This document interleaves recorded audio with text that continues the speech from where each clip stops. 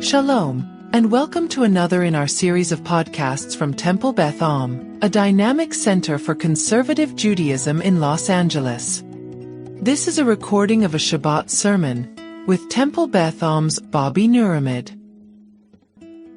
If you cannot tell from the complexion of my wife, the embodiment of an Eshet Chayil extraordinaire, and the primary reason I was able to participate in this opportunity, and if you cannot deduce from the sound of our last name, Nooromid, our families have no connection to Europe, to anything Ashkenazi, or with the Shoah. So what motivated me to embark on this journey? For one, Beth Am needed someone as tech support. For the rest of the participants who were of a different generation than I, did you need a WhatsApp poll created? An 8-minute YouTube video uploaded to YouTube, or data roaming turned on so you could receive messages while you were abroad? I was your guy. I was also the surrogate child for nearly 24 Jewish mothers who made sure that I ate and slept as much as humanly possible during an intense 2 weeks traveling across Europe. But also, as in accordance with our tradition, Rabbi Klickfeld did not want to yet again be the youngest one to recite the Manish Tanah at next year's reunion Seder for the trip. So it was a perfect opportunity to have him recruit me to join him. But in all seriousness, when I learned that Rabbi Dr. Berenbaum was guiding the first week of this trip, and I used both titles here because he was equally a Rav during our sojourn, as well as the scholar of all scholars. I knew I could not let this March of the Living style opportunity evade me yet again, since I wasn't able to participate in both high school and college. And while we at Beth Am know Michael Berenbaum is a pillar of our shul community and of American Jewish University, you cannot fully appreciate his greatness until you have traveled with him through the concentration camps. Every detail, every nuance, every wrinkle, he pointed out and he thoroughly explained to us with equal parts candor and sensitivity. Our group leaders and educators stopped him more than once to introduce him to their group and explain what a global treasury is to the Jewish community and beyond. Even the former president of Ort America and his wife, a former chair of the Jewish Federation's North America Annual Women's Campaign, rearranged their schedules in Krakow so they could tour Auschwitz with our group because they knew who was leading it. Every participant in our group, needless to say, felt like a real VIP. But also, if you were looking to close your rings on your Apple Watch every single day by walking at a 9.5 mile per hour pace for nearly 8 hours while simultaneously absorbing the entire compendium of Holocaust and Eastern European Jewish history, there was no better person to try to keep up with than Michael. In Parshat Balak, we encounter a paradox. King Balak hires the prophet Bilam to curse the Jewish people, but instead, blessings pour forth. Time and again, Bilam opens his mouth intending harm, but eventually God turns his words into praise. Ma tovu ohar lecha Yaakov, mishkanotecha Yisrael. How goodly are your tents, O Jacob, your dwelling places, O Israel. This moment is striking. Bilam sees the Israelites not from within, but from a distance. From that vantage point, he sees their unity. He sees their strength, their moral compass. He sees a people who dwell not just physically together, but spiritually aligned with something higher. And yet, this moment of admiration comes within a parsha full of threat, of fear, and of attempted erasure. I thought about this paradox as we walked through Treblinka, Majdanek, Balzich, and Auschwitz-Birkenau, places of not of blessing, but of unimaginable destruction. Unlike Bilam, the evil architects of arguably the most nightmarish, horrific, and still unbelievable sights on earth did not stop at words. They attempted to curse the Jewish people not metaphorically, but physically, systematically, and with terrifying precision. Imagine for a moment if Amazon, Apple, Facebook, Google, and Tesla, among other giants in the tech in other parts of the world, all combined forces in the late 1930s and 40s to do the worst, most nightmarish, most inhumane, most despicable possible things to millions of human beings with the most insane efficiency and efficacy. That's what walking through these camps felt like. It's as if a version of October 7th replayed again and again and again every single day for years. And yet, as I stood with our group in these former hells on earth, sight soaked with profound suffering and unspeakable sadness, I found myself also encountering echoes of something else: memory, resilience, witness, and strangely even blessings, holiness, and miracles. Balaam, standing apart from the Israelites, tried to see them as enemies, as a threat, as something to be eliminated. But from his vantage point, despite himself, he couldn't help but see the truth: a people with a divine destiny, a people whose tents and dwelling places reflected purpose, compassion, and light. Of course, the Nazis were modern-day Balaks. They feared the Jewish people not for our armies or our weapons, but for our ideas and our success, our Torah, our conscience, our culture, and our hope. They tried to annihilate the legacy, our legacy, to curse it into oblivion. But thank God, like in the Parsha, their curse failed. When I stood in the crematorium at Majdanek or looked out over the endless shoes at Auschwitz, I didn't feel the power of their curse. I felt the stubborn pulse of Jewish memory, the names of relatives of Beth Am members that were recited, the songs and declarations of Oseh Shalom, Am Yisrael Chai, and Shema Yisrael that were sung and reverberated, the preservation, survival, and establishment of synagogues in both large cities and small towns like Bratislava, Budapest, Krakow, Landkut, Lublin, Prague, Sopron, Shanto, Warsaw, and Zamość, to just name a few, all of different architectural types, styles, and various denominations, many of which that we were privileged and fortunate to daven in. The sheer miracle that not only did our people's existence eventually survive and that the state of Israel emerged, but also that these memorials and these museums exist today with as much evidence and educational resources to depict what occurred, is a miracle. And the inspiring stories told by so many of our very own about how their ancestors survived and persisted. For me, hearing those stories of our community's relatives and the tremendous blessings their example and memory impart on so many of us today was arguably the most impactful part of this travel experience. While we were at Auschwitz-Birkenau, Dr. Berenbaum told us the story of Hugo Lowy, Zichrono Livracha, who was killed for refusing to surrender his talit and his tefillin.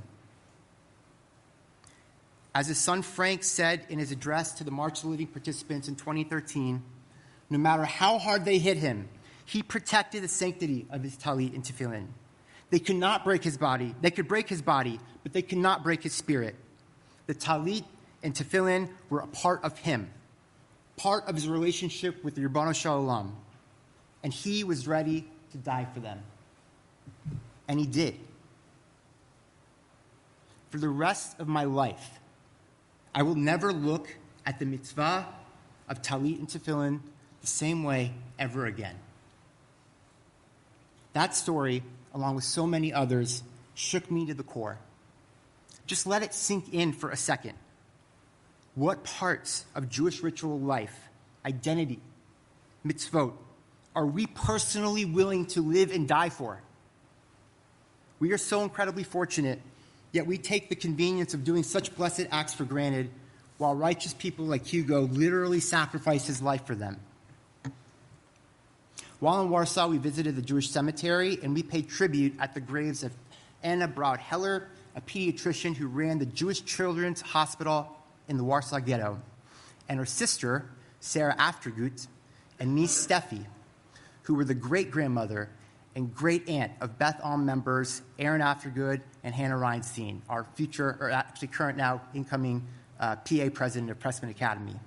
It was a great privilege to hear their father, Dr. David Aftergood, speak about his relatives and learn more about their legacy.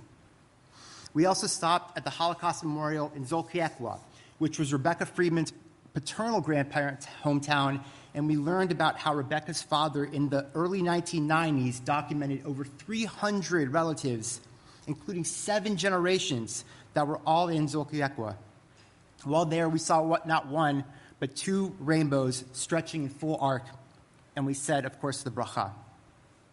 In Bratislava, Deborah Cheriton visited sites that her great-grandparents, great-great-grandparents, and great-great-great-grandmother lived, prayed at, and are buried in, and Rabbi Kligfeld recited the El Mali Rakamim in their memory. And though we didn't get to visit his hometown, while we traveled through the Slovak Republic, I had the chance to start reading the autobiography of Egon Stoyer, Zichrono Livracha, father of my friends Michael and David Stoyer, who is also a Holocaust survivor. These are just a handful of the many blessings we experience as a group on this trip. And it doesn't even scratch the surface of the other deeply inspiring moments you can read about in the blog if you haven't already done so. Among other highlights and immense privileges we had, we participated in a 700-person Shabbat dinner in Krakow, which prior to, when we were at the Reformed congregation there, we also heard the tune of a Shamru to Rabbi Moshe Rothblum's version. We personally connected with and prayed for black hat descendants of the Chatam Sofer while at his grave. Rebecca Friedman was the first ever person in 499 years to lead a service in the female section of the medieval Old Synagogue in Sopron. And we visited the very chuppah, exactly this time last Shabbat in Budapest, that Robert Kassir's grandparents got married under at the Orthodox synagogue. Like Balaam's words, the evil intended was inverted, not erased, not excused, but transformed.